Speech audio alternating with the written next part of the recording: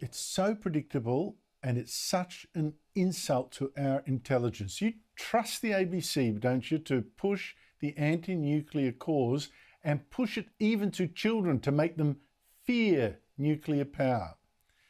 The federal Liberals want to end the irrational ban on nuclear power, but it seems the ABC does not.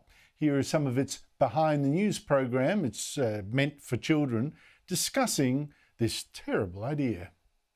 Nuclear power plants work by using a process called fission, which unlocks the power stored in an atom by splitting it. It's the same principle as atomic bombs. Except in nuclear power plants, the fission reaction is controlled. But not everyone thinks it's a good idea, because yeah. See, nuclear bomb tests in the 1960s and 70s soured the idea of anything nuclear in Australia. There were also a couple of terrible accidents at nuclear power plants. First, Chernobyl in 1986, then Fukushima in 2011. Not mentioned by the ABC, nuclear reactors won't explode like nuclear bombs. The nuclear bomb tests here more than half a century ago killed no one. The Fukushima reactor, which was hit by an earthquake and a tsunami, killed no one with its radiation, not one person. And the Chernobyl disaster, the only fatal such disaster, was nearly 40 years ago in a superannuated reactor in the Soviet Union that's incompetent, and even then killed fewer than 60 people that we know of.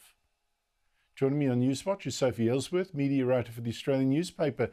Sophie, look, you alerted me to this. Again and again, we are seeing this on shows like this Behind the News. It's as if this ABC show for children is run by veterans of far-left protest movements of last century, trying to pass on the last flickering flame to the children of ABC viewers.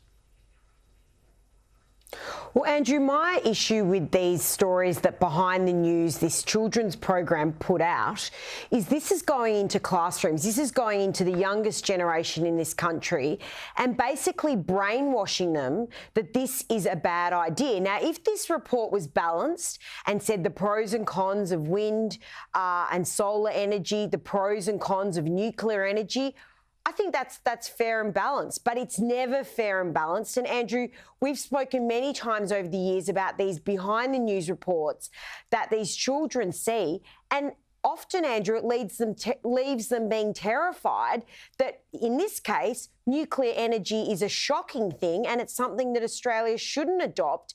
This is what the young generation are being told at schools.